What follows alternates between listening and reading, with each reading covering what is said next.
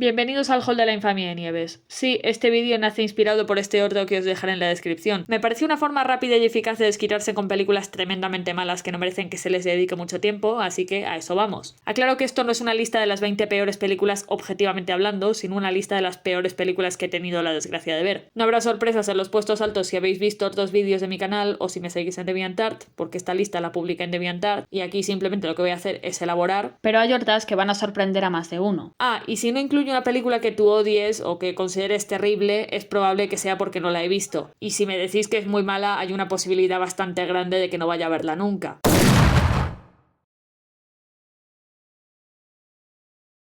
Capitán Phillips es una película tan soporífera que, si no fuera porque trata de un evento que ocurrió en la vida real, este es el secuestro del buque comercial Maersk Alabama por piratas somalíes en 2009, no me acordaría de nada. De hecho, es una película que tuve que ver como parte de una tarea para la universidad y lo único que me motivaba era que Tom Hanks era quien interpretaba al protagonista, el capitán Richard Phillips. Si queréis saber cuáles fueron sus impresiones de la película, os dejaré un enlace en la descripción a la entrevista que le hicieron en el Huffington Post en 2013. No me sirvió de nada porque me dormí a los 20 minutos. Sí, la película es fiel a cómo fue el secuestro del barco por parte de los piratas y su posterior rescate por la marina estadounidense, y también agradezco que la película no sea maniquea, pero este también es su mayor problema. Esta es la otra cara de las películas que están en los puestos más altos del top. A la hora de hacer películas que tratan hechos reales con personas reales, tienes que encontrar un término medio entre la fidelidad a los hechos y el entretenimiento. Steven Spielberg sabe hacer esto relativamente bien. No puedes inclinarte tanto hacia un lado o hacia otro. En este caso, personalmente, creo que es más interesante leerse el libro que Richard Phillips publicó en 2010, El deber de un capitán.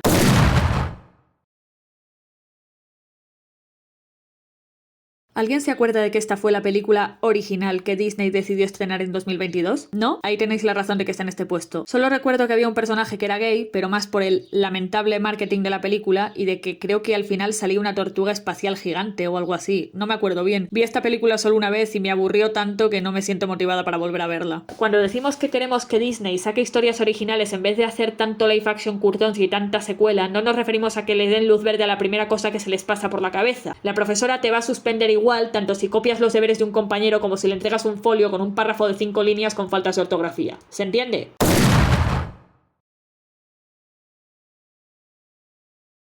Veo que la gente pone a competir las películas de Megamind y Gru mi villano favorito, intentando ver cuál es mejor. Habiéndolas visto las dos varias decenas de veces, porque soy así de friki, puedo decir que no es una comparación justa, no tienen nada que ver la una con la otra. Las similitudes empiezan y acaban en el protagonista es un villano que en el fondo es buena persona. Megamind es una historia que toma de base que eres lo que eliges ser y no lo que la sociedad cree que eres, mientras que si tuviera que definir a Gru mi villano favorito sería con esta frase de la propia cinta.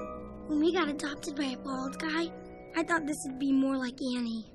Gru mi villano favorito es la única película de Illuminations que es para todos los públicos. La película tenía por protagonista a Gru, un villano que creía que su vida era perfecta hasta que su amigo y ayudante, el Dr. Nefario, le cuenta que otro villano ha robado una pirámide y entonces decide que él va a robar la luna, demostrando quién es de verdad el mayor villano de todos los tiempos. Pero para esto necesita un rayo encogedor, el cual consigue, pero el antagonista, Vector, se lo termina robando. Como no puede recuperarlo por su cuenta, decide usar a 3 niñas huérfanas que reparten galletas, Margot, Edith y Agnes, para infiltrarse en la guarida de Vector y así recuperar el rayo para poder robar la luna. Y sí, aunque él al principio solo quiere a las niñas para borrarle a Vector la sonrisa de la cara, poco a poco les va agarrando cariño y termina por quererlas como si fueran sus hijas. Y los Minions en esta película no son molestos. De hecho, están bastante bien implementados en la historia. Son los que le dan un nuevo juguete unicornio a Agnes cuando el suyo se desintegra, ayudan a Gru y Nefario a construir el cohete para ir a la luna y consiguen hacer una escala en tiempo récord para evitar que Gru y Margot caigan al vacío. Pero ahí está la clave. Los Minions funcionan en pequeñas dosis. ¿Por qué querrías dedicarles una película entera?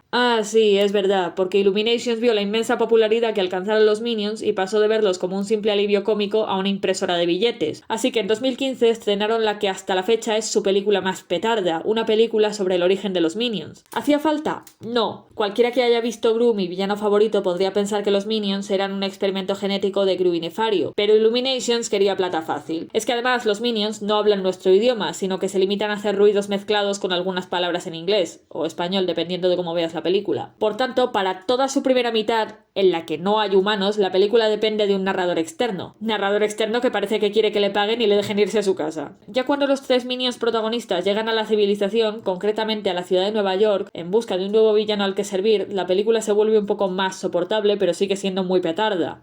Y aquí no hay causas y consecuencias. Toda la trama avanza porque los personajes o bien tienen niveles astronómicos de suerte, como cuando el minion Uniojo está manipulando la antena de la tele y casualmente aparece un programa que les dice que vayan al Vilancón para encontrar a su nuevo jefe, o cuando el minion de los hitos se traga el rubí que tenía Scarlett Overkill en la mano, haciendo que ella les elija como nuevos secuaces. Hablando de Scarlett Overkill, por favor, es la villana más patética que he visto en una película infantil, que además no sé por qué necesitan los minions para robar la corona de la reina, cuando su marido le puede fabricar todo tipo de armas y vehículos y tomar ella misma el control del país. Vamos, que no toma el control de Inglaterra porque no quiere. Y hablando del tema, los estereotipos ingleses de esta película me sobran. Mira que no me importa reírme de los ingleses, pero es que esto es excesivo hasta para mí. Y esa es otra. Esta película ni se molesta en esforzarse por tener un humor ingenioso. Todo se reduce a comedia de pastelazo, escuchar a los minions decir banana y escenas que parecen escritas después de consumir sustancias. ¿Qué carajo es esto? Todo ello desembocando en uno de los finales más ilógicos y absurdos que he visto en una película. Y sí, ya sé que yo no soy el público objetivo de esta película, pero no mames, hay películas para niños que están mucho mejor escritas que esto. Los niños no se merecen que los traten como idiotas. No me acuerdo quién dijo esto, pero es totalmente cierto. Si una película para niños es solo para niños, entonces ha fracasado como película. No me vais a ver defender Gru mi villano favorito como si fuera una obra maestra, porque no lo es, pero sí que mantendré toda mi vida que es una película muy disfrutable tanto para niños como para adultos, y que Illuminations manchó su imagen haciendo tanta secuela y precuela absurda para sacar dinero. Bueno, al menos Megamind tiene la suerte de que DreamWorks nunca ha querido hacer una secuela para explotar la marca.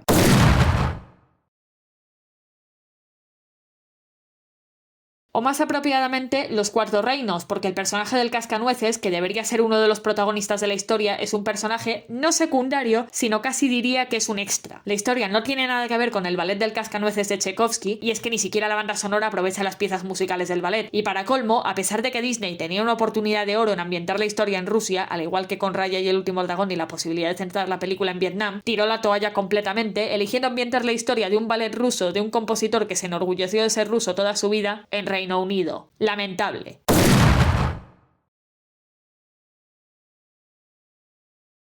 Pregunta, ¿cómo destrozas la película animada de Mulan de 1998? Fácil, quitándole las canciones, eliminando a personajes interesantes como la abuela o Mushu y sustituyéndolos por realmente nada, haciendo que a Mulan todo se le dé bien desde nacimiento porque tiene poderes mágicos, cualquiera que sepa un mínimo de cultura china sabe que el ki no tiene nada que ver con lo que muestra la película, y haciendo una mezcla extraña entre el estilo de cine bélico estadounidense y el cine wuxia, un tipo de cine de artes marciales muy popular en China, que no pegan ni con cola juntos. Y por favor, que alguien le explique a ciertos directores que agitar la cámara como si les debiera dinero no hace que la acción sea más intensa o más emocionante. De hecho, marea al espectador. Gracias.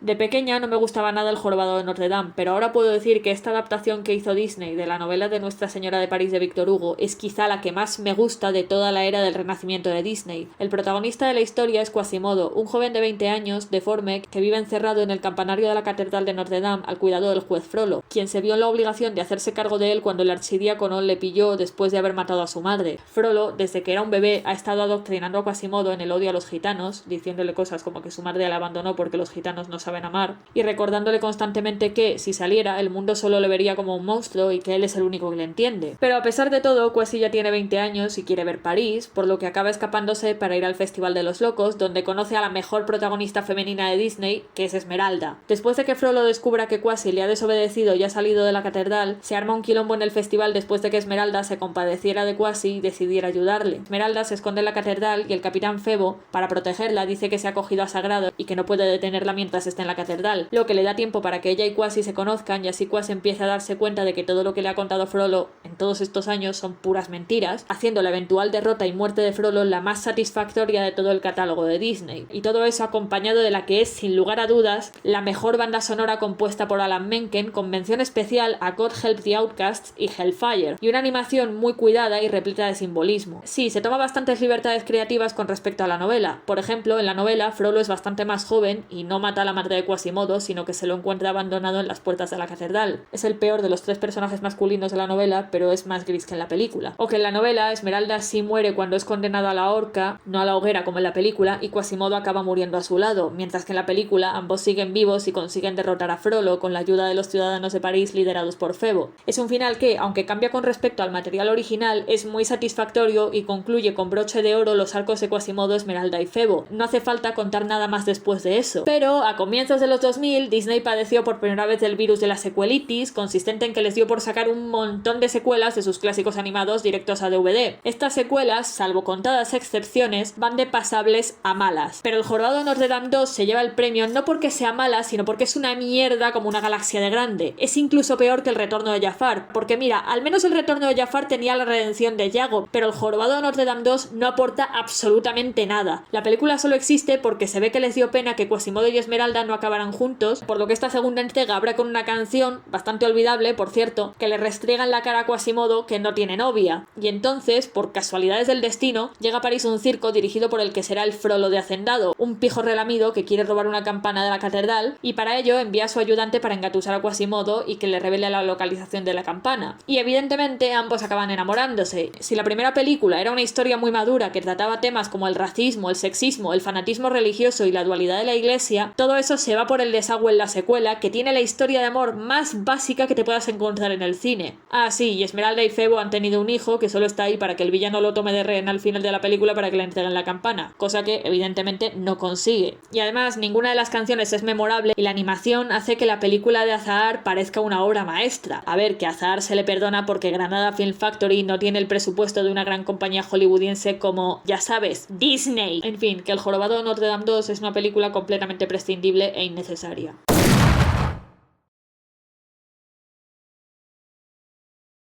He tenido una relación complicada con Miraculous Ladybug. La premisa de la serie, una adolescente aparentemente normal que se transforma en superheroína para proteger a los habitantes de París del villano Hawkmoth, y algunos episodios están bastante bien escritos, sobre todo en sus 2 primeras temporadas, que le preguntes a quien le preguntes, te van a decir que son las más sólidas. Pero debido a que su creador, Thomas Astruc, tiene un ego que no le cabe en el pechito y es casi más conocido por bloquear en Twitter a cualquiera que medio le hable feo, o simplemente que tenga una crítica legítima sobre su serie, que por su serie en sí, las buenas ideas que pueda aportar Miraculous Ladybug se ven perdidas en un mar de estupideces. Casi que mejor veros la película reboot de Jeremy Zack de 2023, creedme, de la serie no os estáis perdiendo nada. Miraculous Ladybug Héroes Unidos de 2020 es un especial de televisión de 1 hora que tiene lugar después del desastroso final de la 3ª temporada y reúne en 1 hora todos los problemas que tiene la serie. Una protagonista femenina que da vergüenza ajena, un protagonista masculino al que le falta desarrollo, personajes secundarios en el mejor caso olvidables y en el peor de los casos irritantes, un villano completamente estúpido con un plan también sumamente estúpido y una falta de planificación de la historia tremendamente notoria. Os haré un resumen de la historia de esta película, pero es que no sé de qué querían hablar. Otro buen ejemplo, junto con Lluvia de albóndigas 2, de las calamidades que pueden ocurrir cuando los guionistas que escribieron la primera película no vuelven para la segunda. Teen Beach Movie es una película de Disney Channel estrenada en julio de 2013. Mac es una chica de 16 años que está disfrutando de sus últimos días de vacaciones en la playa junto con su mejor amigo, Brady, antes de que su tía la venga a buscar para llevarla a un instituto más prestigioso. El día antes de irse, Mac ve la oportunidad de surfear la ola más grande que se haya visto en esa playa, de Puerto Rico por cierto, pero la situación se le va de control y Brady entra con una moto de agua para intentar ayudarla a salir, pero la ola les da un revolcón y acaban metidos en la película favorita de Brady, West Side Story. Sí, nos estrujaron mucho los sesos a la hora de poner títulos parodia. Y de ahí tendrán que encontrar la manera de regresar a la realidad y a su época. La película es de 1962. Pero en la escena en la que los protagonistas de West Side Story, Tanner, un surfista, y Lila, una motera, debían conocerse, debido a una pequeña discusión de Brady y Mac, Tanner acaba enamorándose de Mac y Lila de Brady, por lo que ahora Brady y Mac tienen que encontrar la forma de volver a juntar a Tanner y Lila para que la película siga su curso normal y tenga el final que tiene que tener. Es decir, que haya una tormenta con la que se forme una ola que les lleve de vuelta a su realidad. ¿Y qué hizo Teen Beach 2? Bueno, la primera película tiene una escena postcréditos en la que los personajes de West Side Story salen al mundo real, por lo que la secuela de Teen Beach Movie toma de base este concepto, para meter una paradoja temporal. ¿Qué Sí, la primera película tenía todo el tema del malo que quería crear la máquina para alterar el clima, pero más allá de eso, la trama de Teen Beach Movie era bastante sencilla, pese a que tenía unos cuantos baches argumentales. La secuela parece un queso suizo que, cuanto más la miras, más agujeros tiene. Pero si ese fuera su único crimen, no estaría en esta lista. No, lo peor de esta película es cómo trata a sus personajes, en especial porque se han cargado la relación entre Brady y Mac, que estaba tan bien escrita y funcionaba tan bien en la primera película. Además, estaba establecido que se conocían desde hace ya tiempo, no solo porque iban al mismo instituto, sino porque pasaban todos los veranos juntos, no solo este. No se conocían desde hace 3 meses, como dice la secuela, y tampoco tiene pinta de que se conocieran por la película de West Side Story, más bien lo que les debió unir, casi seguro, fue su pasión por el surf. Y la primera película, aunque juega un poco con el cambio de pareja, el endgame es claramente que Brady y Mac acaben juntos. La secuela, por alguna razón que desconozco, decide introducir una trama absurda de celos porque Mac en clase de química conoce a un chico, que no me importa porque realmente no se toman el tiempo de presentarlo, que es más académico que Brady y a Brady pues le da un ataque de celos. Digo más académico porque más inteligente está claro que no, porque Brady fabrica tablas de surf, o sea que algo de ciencia tiene que saber, incluyendo, por cierto, una tabla a motor, para poder hacer surf sin olas. Y este es el secreto que supuestamente no le puede contar a Mac en la secuela. Perdón, ¿qué? El abuelo de Mac también fabrica tablas de surf y a ambos os encanta el surf. ¿Me puedes explicar por qué no se lo puedes contar, Brady? ¿Y por qué me tengo que creer que Brady piensa que no tiene futuro con la de cosas que sabe hacer? O sea, algo de ciencia tiene que saber para poder fabricar tablas de surf. Y más una tabla de surf a motor. No, pero de lejos lo peor de esta película es la paradoja temporal del final. Veréis, resulta que Lila, la protagonista de la película ficticia West Side Story, quiere cambiar la película para tener un rol más activo y consigue lo que quiere, por lo que la película de West Side Story ya no existe, así que, como según esta secuela Brady y Max se conocieron por esta película, ahora ya no se conocen, por lo que los eventos que llevaron a que Lila quisiera tener un rol más activo en su película nunca ocurrieron, por lo que ella nunca habría tenido motivación para cambiar la película. He visto secuelas malas que echaban por tierra todo lo construido por sus predecesoras, pero Teen Beach 2 no solo es que invalide su propia historia hasta el final, sino que anula completamente los eventos de Teen Beach Movie. Así que hacedme caso, si alguna vez veis Teen Beach Movie, ved Teen Beach Movie y nada más después que eso.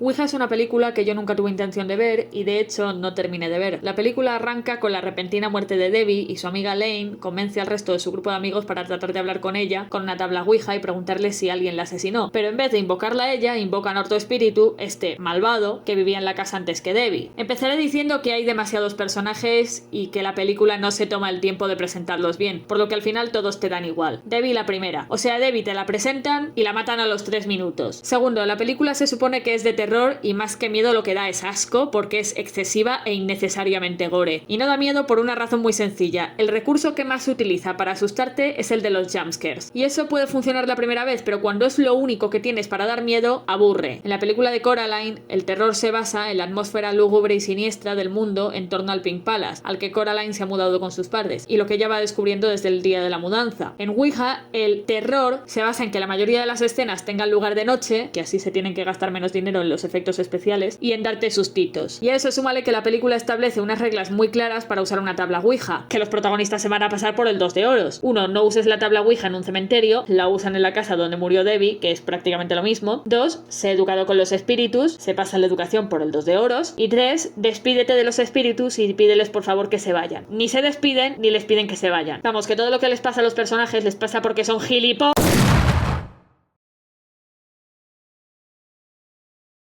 He dudado si incluir esta película o no en la lista porque, aunque no os lo creáis, lo cierto es que la primera vez que la vi no me disgustó. De hecho, los momentos emocionales por alguna razón me funcionaron. No fue hasta que volví a verme la película de Romper Ralph que una alarma empezó a sonar en mi cabeza cada vez que me acordaba de esta película. Y ahora, cada vez que pienso en Ralph Rompe Internet, no siento más que repulsión. Al igual que con Lluvia de Albóndigas 2 o Teen Beach 2, esto es lo que pasa cuando las personas encargadas de escribir la primera película no vuelven para la secuela. Ralph Rompe Internet no tiene una paradoja temporal que borra la primera película, pero lo que hace puede que sea incluso peor. Los personajes de Ralph y Vanellope son totalmente destrozados por el guión, al primero porque le convierten en un imbécil y en un villano que no era en la primera película, y a la segunda porque su arco de desarrollo en la secuela es literalmente hacer lo mismo que Turbo. Ya sabéis, el verdadero villano de la película original. Félix y Cajun no aparecen más que para un cameo breve, aunque gracias a esto se salvan de ser destrozados como Ralph y Vanellope, y todos los nuevos personajes son poco o nada memorables, con la excepción de Spamley, del que no me acuerdo precisamente por algo bueno, y es que los mensajes mensajes de esta película van de contradictorios con la primera a directamente dañinos y hasta peligrosos, como convertir el glitch de Vanellope en algo que solo representa todo lo malo de ella y por tanto tiene que arreglarse, cuando en Romper Ralph era una clara referencia a la dislexia y estaba bastante guay que al final el glitch no se arreglara y se convirtiera de hecho en su mayor virtud, o decirles a los niños que la Deep Web no es tan mala y que pueden entrar en páginas sospechosas que no les va a pasar nada, o que ganar dinero con YouTube, o perdón, BuzzTube, es rápido y sencillo. La única parte que realmente me sigue gustando de esta basura de anuncio de 2 horas es la de Slaughter Race, tan solo porque parece una ventana a una película que nunca tendremos, una película con los videojuegos online.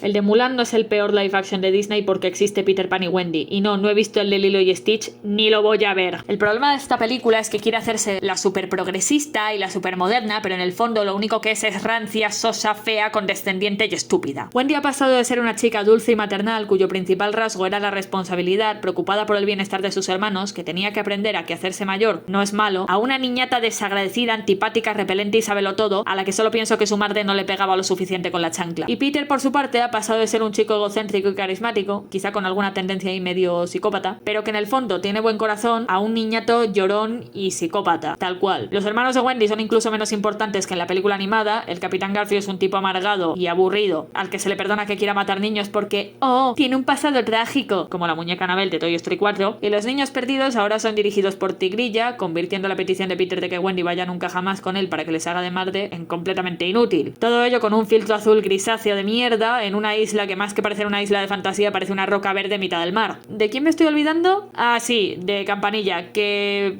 bueno, que existe y ya. No sé, para mí que podrían haberla cortado de la película completamente y decir que lo de volar te tiene que salir de dentro. Pero claro, si hubieran hecho eso, no podrían haber metido una cuota de inclusión flotante. Increíble que todas las películas de Peter Pan se hayan molestado en que Campanilla tenga un rol relevante en la historia, de una forma o de otra, y llega a Disney y la primera Campanilla, interpretada por una actriz negra, no haga nada más que poner caras. ¿Me puedes decir otra vez quién es el racista? Si queréis ver una buena película de Peter Pan de acción real, mejor ved la película de Universal de 2003 o la de Hook, dirigida por Steven Spielberg de 1991.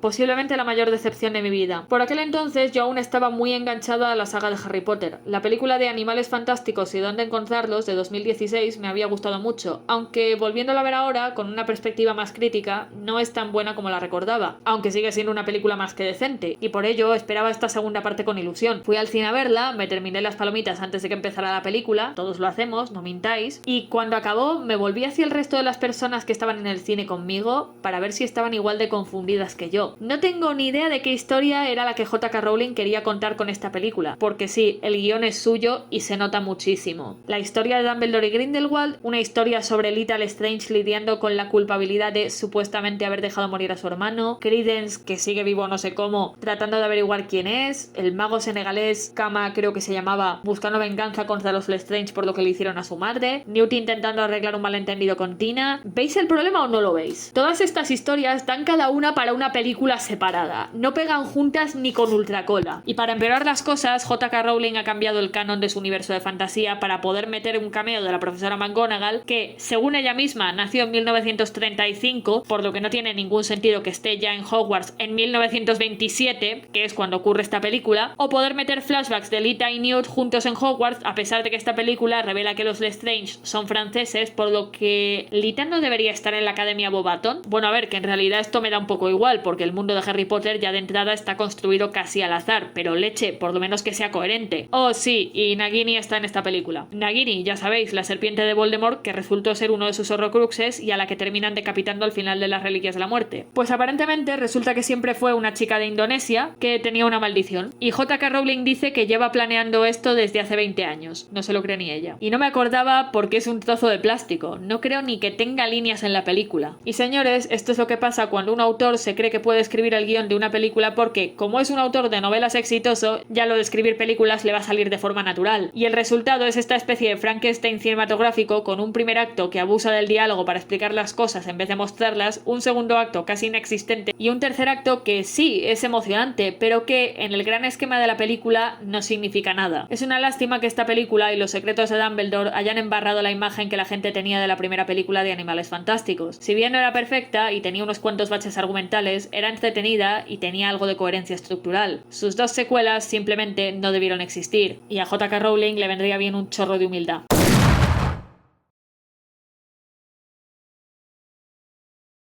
Confesión que quizás sorprenda a más de uno. Sí, me gusta la saga de Star Wars. No soy la persona más fan de la saga y tampoco me he visto todo el material adicional que salió después de las 6 primeras películas. Estoy en ello, solo necesito algo de tiempo. Pero me gusta bastante. Tiene un lore muy interesante, adoro los temas que toca y cómo lo hace. La historia de Anakin, desde su origen hasta su redención final, nunca dejará de conmoverme y puede que Luke Skywalker, Leia Organa y Han Solo estén entre mis personajes preferidos de todos los tiempos. Cuando se estrenaron las secuelas había pasado tiempo desde que vi las 6 películas de la saga Skywalker por primera vez, por lo que fui a ver El Despertar de la Fuerza con interés pero sin saber qué esperar. El Despertar de la Fuerza no me entusiasmó mucho y me enfadó bastante lo poco respetuosa que fue la muerte de Han, y sobre todo que Leia, en vez de darle un abrazo a Chewie, se lo diera a Rey. Capaz que en Disney se creen que Chewie es el perro de Han y no su compañero. Yo ya me espero cualquier cosa de la rata, pero no llegó a mosquearme del todo. Así que en 2017 fui a ver esta cosa llamada Los Últimos Jedi esperando, como mucho, una historia decente. Y fue la primera vez que salí cabreada del cine. No solo porque la película no tenga ningún tipo de coherencia narrativa y que todo se vaya resolviendo por puras conveniencias, sino sobre todo por cómo trata a los personajes. En primer lugar tenemos a Poe Dameron, uno de los pocos personajes nuevos que me gustaban. Al principio de la película, Poe lidera una carga contra la Primera Orden y consigue derribar un crucero pesado acorazado, causándole un gran daño a la Primera Orden, lo que le vale al comandante Hux una humillación pública como castigo. Me imagino que alguien del equipo hizo esta escena a modo de broma y a Rian Johnson le hizo echar el café, así que lo metió en la película. Pero vamos, a mí no me hace ni puñetera gracia. Bien, siguiendo con Poe. Uno diría que esto es claramente un acto heroico. Vamos, a mí me parece un acto claramente heroico. O sea, el tío acaba de cargarse un acorazado enemigo importante, por lo que seguro que Leia felicitaría a Poe por sus logros, ¿verdad? Pues no, estamos hablando de Rian Johnson, así que cualquier reacción lógica se va al carajo. En lugar de felicitarle, Leia le reprocha que, por culpa de su aventura, la Resistencia ha perdido su flota de bombarderos. Francamente, casi que eso debería ser una ventaja, porque esos trastos se ven más como una carga que una ayuda, y le degrada. Sinceramente, la Leia que yo conocía no habría actuado así ni de c***. Pero lo peor llega cuando, por un ataque de la Primera Orden, Leia acaba en coma y el almirante Akbar, el que lideró el ataque contra el Imperio en la batalla de Endor, muere de la forma menos elegante posible, una tendencia en esta trilogía de mierda, y son sustituidos por la comandante Holdo, la capitana pelo morado. Y voy a ser totalmente sincera, cuando presentaron a esta sujeta, creí honestamente que era una villana, una infiltrada de la Primera Orden para sabotear a la Resistencia desde dentro. No me explicaba entonces por qué era tan jodidamente grosera y hostil hacia Poe cuando este le pregunta si hay un plan. Of course you do. I understand. I've dealt with plenty of trigger-happy flyboys like you. Impulsive, dangerous, and the last thing we need right now. A ver, Karen, que ni siquiera te está pidiendo los detalles del plan, solo te está preguntando si existe un plan, si hay esperanza y ya. Que Poe fuera capaz de mantenerse tan respetuoso y calmado ante semejante trato me hizo apreciarle más. Y sí, yo habría apoyado el motín porque la Karen esencialmente les estaba condenando. La excusa que dan es que Poe puede ser un espía de la Primera Orden, que no tiene ningún sentido porque se ha cargado uno de los acorazados principales de la Primera Orden. Luego tenemos a Finn, que empieza la película siendo bastante gallina, queriendo huir a toda costa de la zona de combate, y te hacen creer que su arco será aprender a ser más valiente y a ganar confianza, primero enfrentándose a su antigua capitana, la capitana Phasma, y después sacrificándose por sus amigos y la causa de la resistencia. Pero no, en su lugar aparece una chica llamada Rose Tico, que os juro que ni me acordaba de ella, eso es lo mucho que me importaba, que solo está ahí para demostrar que es mejor que él en todo y darle lecciones de moral. Ah, y estropear el momento que debería haber sido clave para el personaje de Finn. Por cierto, no pensé que esto sería necesario, pero ponerte a acosar por internet a la actriz solo porque no te gusta el personaje que interpreta es de ser un absoluto gilipollas. Ninguno de vosotros estáis afiliados conmigo, ¿entendido? En tercer lugar está todo lo que tiene que ver con Kylo Ren, antiguamente Ben Solo, un villano que tenía, de hecho, bastante potencial. Después de que matara a su padre, yo me esperaba alguna explicación de cómo había llegado a este punto y qué era lo que quería de verdad. Pero no, en su lugar tenemos una escena en la que Snoke le bronca porque le derrotó a una chica que nunca había usado un sable láser, frase textual, por cierto, al menos le agradezco a Rian Johnson que su película admita que Rey es una Mary Sue, y le dice que se quite el casco con el que Kylo pretendía asemejarse a su abuelo, Darth Vader. Ah, y luego tenemos unos hermosos minutos en los que le da un berrinche y rompe el casco a golpes. Reíros, por favor. De sus motivaciones y de su conflicto interno no nos dice prácticamente nada. Una frase al final y ya. Pero por desgracia, de por qué acabó en el lado oscuro, sí. Y de todas las cosas que hace mal esta película, el cómo trata a Luke Skywalker es la que más me duele. Para empezar, cuando Rey va a verle, descubre que Luke tiene un nuevo pasatiempo y es beber leche alien. No podía simplemente beber leche normal, no. Para arrastrar más al personaje por el fango tenía que hacer que la leche se le saliera de la boca. Y el insulto no termina ahí, porque luego el colega Ryan procede a decirnos que el motivo por el que Ben abandonó la escuela Jedi de su tío y se alejó de sus padres fue porque Luke intentó matarle. ¿Y por qué? Pues porque tenía un mal presentimiento sobre él. ¿Esta mierda es en serio? O sea, Luke Skywalker, que intentó salvar al genocida de su padre a pesar de que todo el mundo, incluyendo el mismo Anakin, le decía que era una causa perdida, intentó matar a su sobrino porque tenía un mal presentimiento. No, vete a la mierda, Rian Johnson. Luke no haría eso ni de coña. No sé quién leche te ha dado esta idea, pero estoy casi segura de que el que lo hizo probablemente se divierte pateando gatitos en la calle. Y os garantizo que esta mierda solo la han hecho para que Rey pudiera verse mejor en comparación.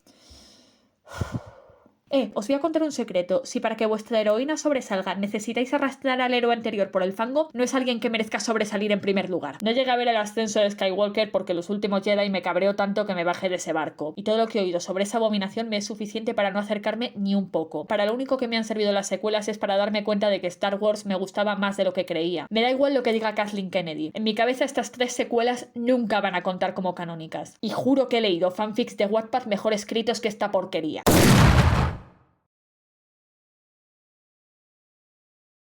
Con mucha diferencia la secuela que más odio, y la odio porque no esperaba nada de ella. Es un cash grab. La trilogía de Toy Story había concluido su historia en 2010, con un final más que satisfactorio. Esta cuarta entrega solo existe porque aparentemente hay gente que genuinamente cree que el protagonista de la trilogía era Andy y no Woody, y por tanto la historia de Woody no estaba concluida. ¿Os puedo hacer una pregunta a las personas que pensáis eso? ¿Sois tontos? ¿Os gusta ser tontos? Tenéis este pedazo de vídeo de 6 horas explicando por qué Toy Story 4 no tiene ningún sentido y además traiciona todo lo que construyó la trilogía original de Toy Story. Pero si no tenéis 2 horas, aquí os va un pequeño resumen. Nulificación del final perfecto que era Toy Story 3, destrucción de los valores integrales que representan los personajes principales de la trilogía, Woody, Jessie y Buzz, una trama que no funciona más que con conveniencias de guión o porque los personajes son incapaces de usar la cabeza, y mensajes absolutamente deplorables sobre la familia, vivir con una discapacidad de nacimiento, perdonar los actos criminales de alguien solo porque tenga un pasado trágico, lo que es el amor en pareja o cómo superar una crisis existencial con tendencias suicidas, que es lo que representa el puñetero tenedor. No es simplemente una persona con problemas de autoestima. Los personajes nuevos, en el mejor de los casos, son olvidables y algunos están mal hechos, como la Polly Pocket, que perdonadme que os diga, pero yo he tenido Polly Pockets de pequeña y no son así, de hecho son como Barbies en miniatura. Y en el peor de los casos están sacados de tus pesadillas, como el pato y el conejo o los muñecos de ventrílocuo. Simplemente ved la trilogía original de Toy Story y nada más después de eso.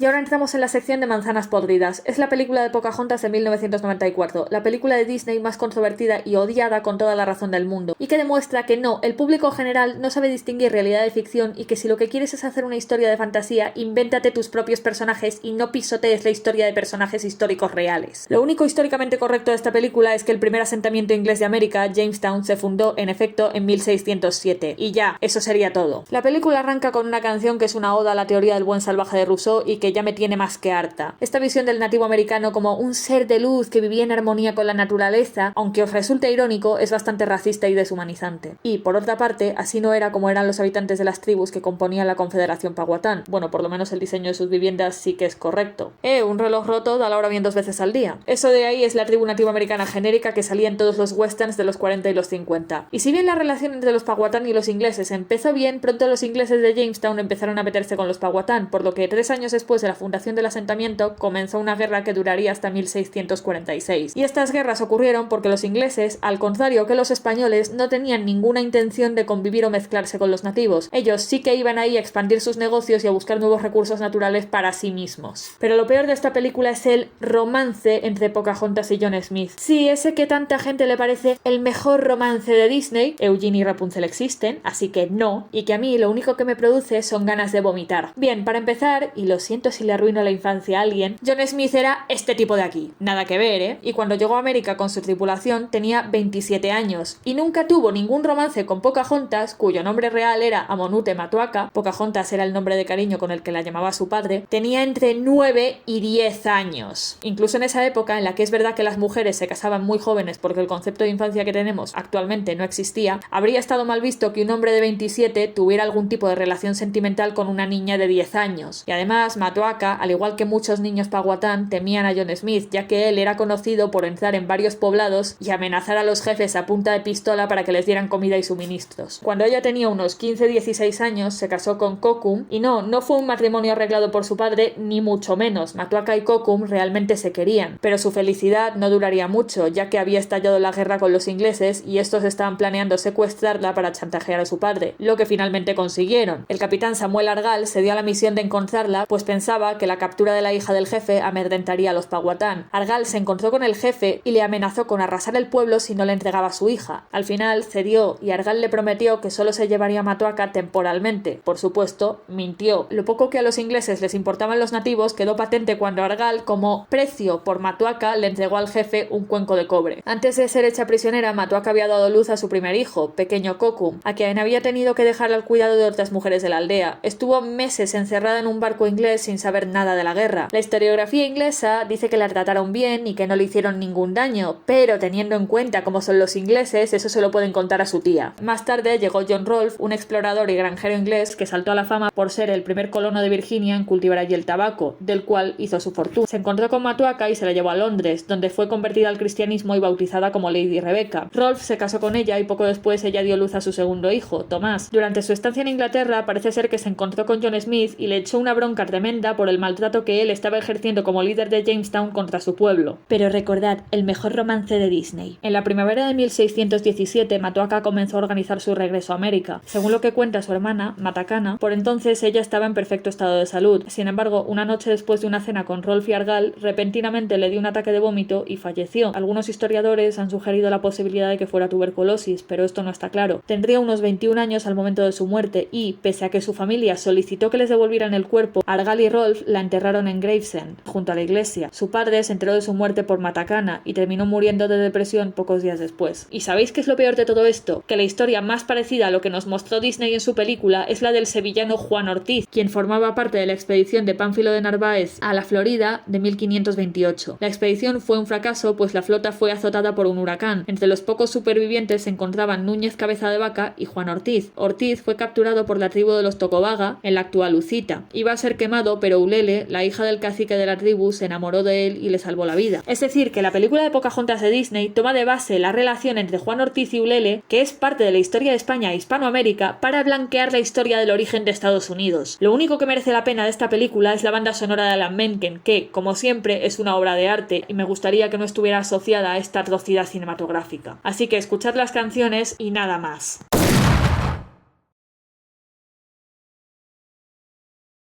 Perdonadme, ¿estabais ahí acaso? ¿No? Entonces callaros la puta boca. Esto es Ridley Scott en una entrevista al Sunday Times en respuesta a las críticas sobre la veracidad histórica de su mierda de película de Napoleón de 2023. Ridley Scott, eres un gilipollas. Tú tampoco estabas ahí, pero ¿sabes quiénes sí que estaban allí? Un montón de personas, como sus familiares, su esposa o sus generales, que interactuaron y conocieron a Napoleón, gracias a las cuales los historiadores y otros académicos han podido reconstruir su biografía. Y una cosa es que no estés haciendo un documental y otra pasarte hechos históricos que todos conocemos por las partes nobles. Primero, ¿cómo vas a hacer una película sobre la vida entera de Napoleón, incluyendo su etapa como emperador, y ni siquiera hacer una mención a la batalla de Trafalgar y a la Guerra de Independencia Española? Aunque, bueno, teniendo en cuenta tu historial tratando temas de la historia de España, casi que prefiero que no la hayas incluido. Pero las cosas que sí han incluido en esta película, que intenta apretar los 51 años de la vida de Napoleón Bonaparte en tan solo 2 horas y 38 minutos, están todas mal. Y encima la película no tiene ningún tipo de coherencia narrativa o estructural. Y esto tiene una explicación, y es que el pavo al que contrató Scott como guionista, David Scarpa, admitió en una entrevista a IndieWire que solo se había leído una biografía corta de Napoleón. Fantástico. La película es, en esencia, una colección de escenas con algunos de los momentos clave de la vida de Napoleón juntadas al azar, como un niño pequeño tratando de hacer un puzzle sencillo de 20 piezas por primera vez, y el niño lo haría mejor. Y la única escena decente de toda la película es la escena del golpe de estado de 1799. Enhorabuena. Vamos a repasar rápidamente algunas de las mayores cagadas de la película. 1. No, Napoleón no estuvo presente durante la ejecución de María Antonieta. Y si bien María Antonieta solicitó llevar un vestido negro para la ejecución, el vestido que finalmente le hicieron llevar era blanco, y no llevaba el cabello largo porque se lo habían cortado para la ejecución. 2. El puerto de Tolón fue capturado por los realistas franceses con el apoyo de las tropas españolas e inglesas. Es ahí donde se encontraba Napoleón en 1793 y gracias a él los republicanos franceses consiguieron romper el cerco y recuperar el puerto. 3. No, Napoleón nunca disparó contra las pirámides porque estaba maravillado con el antiguo Egipto. La batalla tuvo lugar al otro lado del río Nilo, en la localidad de Embabé, a unos 14 kilómetros de la necrópolis de Giza, y Napoleón la llamó Batalla de las Pirámides porque la gran pirámide de Giza podía verse desde allí. Además, ningún cañón de esa época podía disparar tan alto. 4. No, los italianos no se rindieron sin conflicto. Sé que Scarpa solo se ha leído una biografía corta de Napoleón, pero ¿qué pasa? ¿No podías consultar la Wikipedia para saber lo que fueron las campañas italianas de 1792 a 1802? 5. Se ve que no, que ni la Wikipedia puede consultar, porque si así fuera, se habría enterado de que la batalla de Austerlitz duró 9 horas, no se peleó en medio de una ventisca, y hay motivos para creer que el cañoneo sobre el lago nunca ocurrió, porque después drenaron el lago y apenas encontraron algunos caballos. 6. Los incendios de Moscú comenzaron antes de que Napoleón entrara en la ciudad, y la batalla de Borodino, que fue la más sangrienta y dura de las guerras napoleónicas, duró 12 horas de las que no muestra prácticamente nada. 7. Napoleón no fue exiliado a Elba después de su retirada de Rusia. Hay todo un año entre medias en la que se dio la guerra de la Sexta Coalición, que terminó con Napoleón derrotado en la batalla de Leipzig de 1813. Y 8. No, joder, Napoleón no conquistó Europa por el amor de Josefina. ¿Qué mierda es esta? Josefina era una parte de la vida de Napoleón, no el total. En fin, hacerle caso a Joaquín Phoenix, que después del estreno de la película dijo en una entrevista para The Empire: si quieres entender la verdad de Napoleón, probablemente deberías estudiar y leer por tu cuenta, porque si ves esta película, es esta experiencia contada a través de los ojos de Ridley. Gran consejo, id a vuestra librería más cercana y comprad una biografía sobre Napoleón.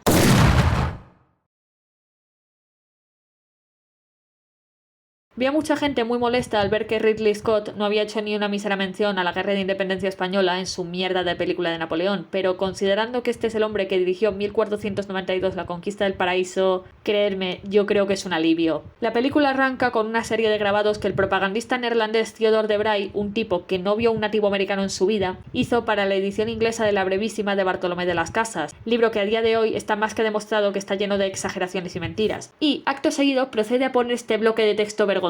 Hace 500 años, España era una nación dominada por el miedo y la superstición, con una brutal inquisición que perseguía a los hombres por atreverse a soñar.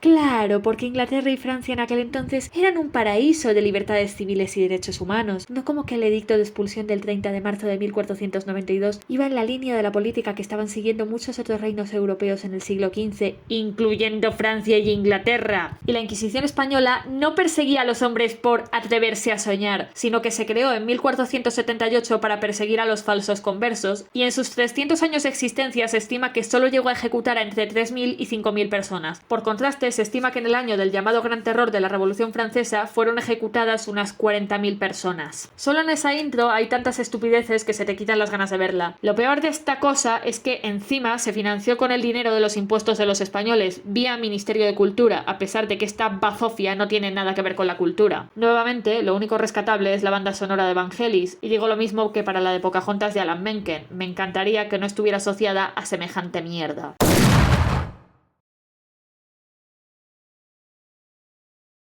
Anastasia está más alta que Pocahontas porque, aunque ambas están al mismo nivel en lo que respecta a falsificar la historia, hay algo que Anastasia hace y Pocahontas no, y esa es utilizar la imagen real de los personajes históricos a los que está representando, nulificando todavía más el argumento de que es solo fantasía. No, perdona, este de aquí es claramente Nicolás II y esta es claramente su madre, María Fiodorovna. Así que no, lo siento, esto no es fantasía, esto es revisionismo histórico. No me voy a extender mucho porque ya le hice un vídeo hace unos años, vídeo que por supuesto tendréis en la pestaña de arriba a la derecha, pero a modo de resumen, esta película arranca en 1916, omitiendo todos los problemas que tenía Rusia agravados por el estallido de la Primera Guerra Mundial, no acierta ni con la fecha del 300 aniversario de la familia Romanov, blanquea el reinado de Nicolás II, tiene una pésima representación de Anastasia y la relación que ella de verdad tenía con su familia, destroza completamente la apariencia de la ciudad de San Petersburgo, cuyo centro histórico es patrimonio cultural de la humanidad, por cierto, y su trama se basa en conveniencias de guión constantes. Iba a decir nuevamente que lo único salvable es la banda sonora, pero en realidad las dos únicas piezas de esta que merecen la pena son Once Upon a December e In the Dark of the Night, porque de las otras 3 canciones que tiene la cinta, una es una canción muy olvidable sobre la familia Romanov, la otra es un festival de estereotipos franceses, y la tercera, una babosada anticomunista gringa de los años 50 puesta en boca de los trabajadores rusos de Leningrado de los años 20, y no tiene absolutamente ningún sentido ni aporta nada a la historia de la película, es puro relleno.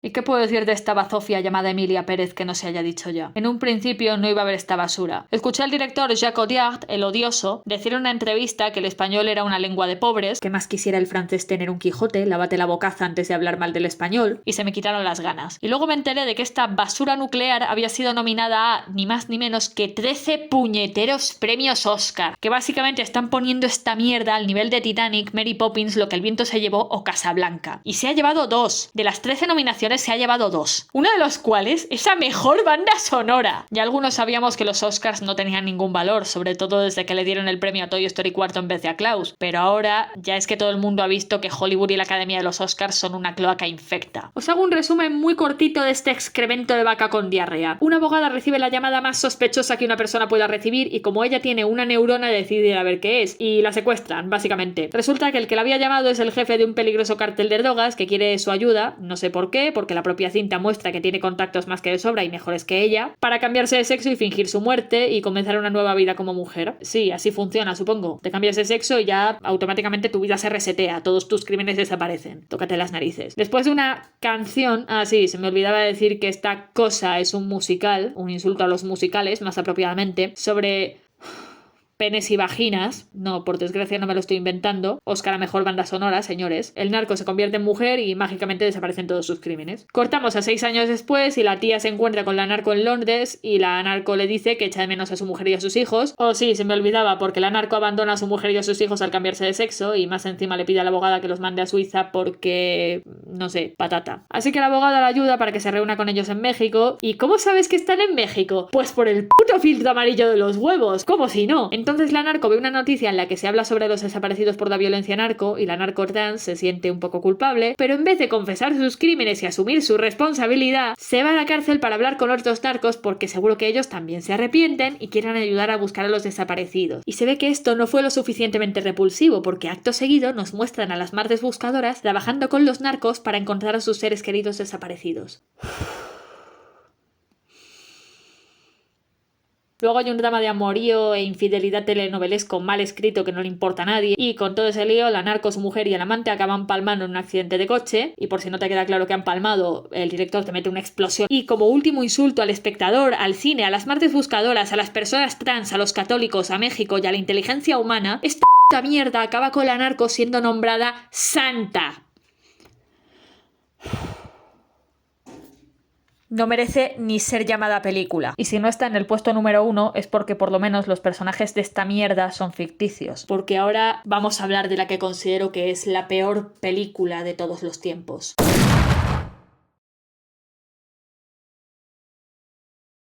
Si hay algo peor que insultar a las víctimas de un conflicto armado y a sus familiares, es hacerlo utilizando el nombre de personajes históricos reales, y por eso Enemigo a las puertas sigue coronando mi top 20 de las peores películas de todos los tiempos, aunque Emilia Pérez le pisa los talones. También le hice un vídeo el año pasado, y la verdad, al contrario que con Anastasia, de esta película no me apetece mucho hablar. Los que hayáis visto ese vídeo ya sabéis por qué odio tanto esta película. Resumiendo, tiene una escena introductoria tendenciosa y encima completamente ilógica, una representación completamente falsa sobre el francotirador Vasily Zaytsev y posteriormente el joven zapatero espía Sacha Filipov, una falta de entendimiento total de por qué Stalingrado era una ciudad que había que proteger a toda costa para que no cayera en manos de los alemanes, una subtrama amorosa estúpida que no le importa a nadie y una falta de respeto absoluta al esfuerzo y sacrificio de los veteranos de guerra rusos, muchos de los cuales seguían vivos cuando se estrenó esta tremenda basura radiactiva. Lo único que merece la pena de esta película, como lo he dicho antes para Anastasia o para Pocahontas, es la banda sonora de James Horner, así que escuchad la banda banda sonora y disfrutaréis de lo mejor que esta película tiene para ofrecer. Aprovecho para corregir un pequeño error que cometí en mi vídeo, y es que en la parte en la que hablo del mariscal Koenig, el villano de la historia, dije que cuando él estaba yendo a Stalingrado bajaba la cortina de la ventana para no ver a unas personas que estaban yendo a un campo de concentración, y una persona me señaló que en realidad eran soldados alemanes heridos que volvían del frente. Me he fijado un poco mejor y en efecto son soldados heridos. En mi defensa diré que te tienes que fijar bastante. Ayudaría un poco que quitaran el filtro azul de mierda.